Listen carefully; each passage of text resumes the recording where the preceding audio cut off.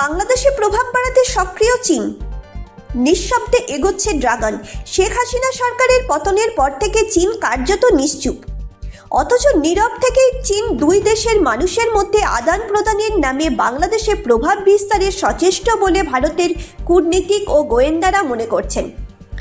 বিশেষ করে বাংলাদেশের জামাত-ই-ইসলামী ও অন্যান্য ইসলামিক সংগঠনের সঙ্গে চীনের দ্বৈত ও বিএনপির কিছু গুরুত্বপূর্ণ নেতার চীন সফরে সতর্ক নয়াদিল্লি। ভারতের গোয়েন্দা কর্তা ও কূটনীতিকরা মনে করছেন, শেখ হাসিনার পতনের পরে বাংলাদেশে ভারত বিরোধী মনোভাব তৈরি হলেও সে দেশের মানুষের মধ্যে চীন বিরোধিতা দেখা শোনা যায়নি। তাকে কাজে লাগাতে সক্রিয় বেজিং। এক কেন্দ্রীয় গোয়েন্দা কর্তা বলেন, সাধারণত মনে করা হয় পাকিস্তান বাংলাদেশের নিয়ন্ত্রণ বাড়াচ্ছে। বাস্তবে পাকিস্তানের সেই আর্থিক সামর্থ্যই নেই। আড়ালে চীন বাংলাদেশে প্রভাব বিস্তারের চেষ্টা করছে।